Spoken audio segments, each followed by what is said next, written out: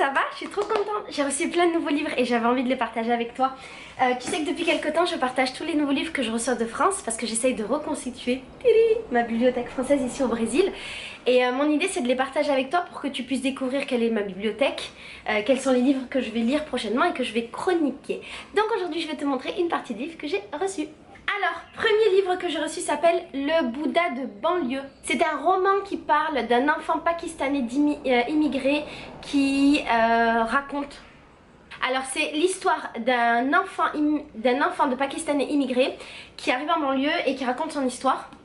Et apparemment c'est drôle, c'est véridique, c'est fort, machin machin. Et ils disent, voilà exactement le roman que l'on pouvait espérer d'Hanif Kureishi. Je sais pas, je dis mal son nom. Sauvagement irrévérencieux et insolent, mais fondamentalement émouvant et plein de vérité et vraiment très drôle. Ça, j'ai très hâte de le lire. Prochain livre, ça s'appelle La Vengeance des Dieux, Chasse à l'homme de Christian Jacques. Alors en fait, Christian Jacques, j'ai déjà vu 1 milliard de fois tous ses livres, j'en ai jamais acheté, lui on me l'a offert.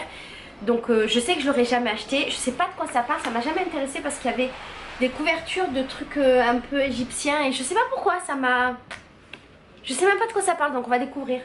Ah voilà, ça se passe du temps des Égyptiens, c'est ça. Et peut-être c'est bien en fait, hein. Ou pas, je sais pas si c'est... En fait, il y a des trucs avec des papyrus cryptés à l'origine d'un massacre.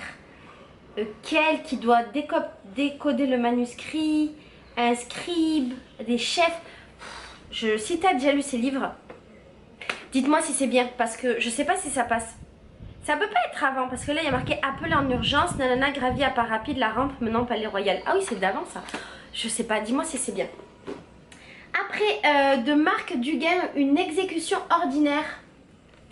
Et alors ça parle de l'an 2000, un sous-marin nucléaire russe s'abîme dans les profondeurs accessibles des mers, blablabla. Vania fait partie des derniers survivants dans un... Ah, je crois que ça s'appelle une dystopie. Et en fait c'est un monde où Staline est mort. Et c'est un ancien du KGB qui gouverne la Russie. Ah non, c'est pour de vrai, je dis n'importe quoi. Inspiré de faits réels, ce livre relève le profond mépris pour la vie manifesté par les gardiens paranoïaques de l'Empire russe. Ah mais je l'ai eu en cadeau, c'est pour ça que ça me dirait. C'est un livre que j'ai eu en cadeau. Je sais pas, je suis pas trop fan des livres d'histoire à la base, ça m'intéresse pas vraiment. Mais pourquoi pas. De Neil Gaiman, Anansi Boy, je crois que je l'ai lu. Neil Gaiman c'est un mec qui est très connu et qui fait des livres fantastiques c'est toujours un peu fou. Il me semble que c'est un peu drôle et que ça part dans tous les sens mais que c'est bien. J'avais déjà chroniqué un livre de lui que j'avais pas compris et il me semble que j'avais acheté beaucoup de livres de lui. Mais quand j'avais chroniqué le premier je m'étais dit est-ce que je vais comprendre les autres. Déjà là rien que le résumé tu sens que c'est un gros bordel.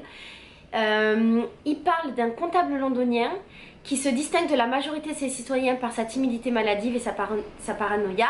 Accessoirement c'est le fils du dieu Anansi. Le problème c'est que son frère qui s'appelle Migal a hérité des pouvoirs paternels. Nanana, c'est l'inverse de lui. Ils ont des responsabilités, je sais pas. Je comprends jamais les livres de Neil Gaiman. Trudy Laine de Ursula et Guy. Alors ça fait très longtemps que je l'ai acheté.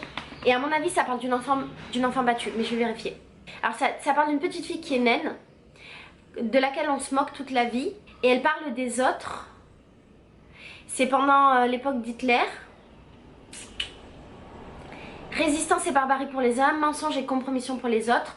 De la défaite de 18 jusqu'au silence collectif de la période nazie. C'est tout un pan de l'histoire allemande qui évoque Ursula et Guy au fil d'une narration éblouissante et audacieuse. Je sais pas, ça parle d'une meuf qui est naine et qui a vécu... et il montre en fait les périodes 1920.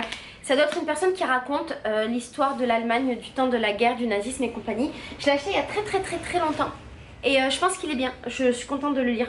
De Anne Gavalda, je l'aimais. Alors en fait ce livre, je l'ai déjà lu il y a 1 million d'années, je l'ai lu quand j'étais jeune.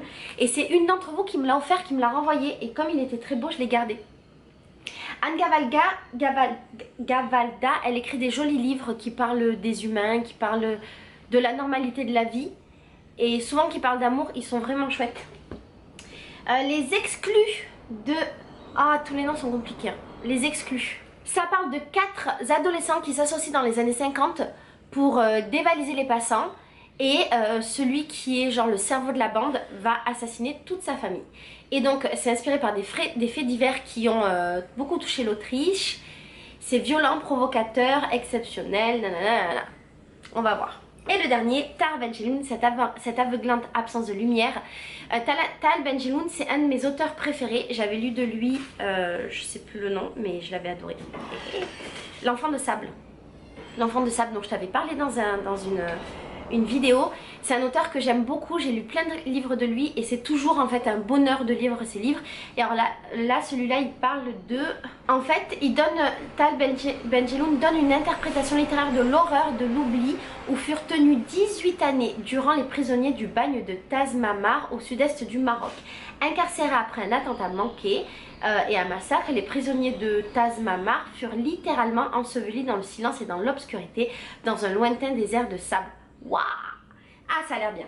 Ça a l'air très bien. Bon, voilà, c'est fini pour cette première série de livres dont je vais te parler bientôt. Je te fais des gros bisous et je te prépare une autre vidéo avec les autres livres que j'ai reçus. Bisous! Dis-moi si t'as déjà lu des livres de là, d'accord? Bisous, ciao!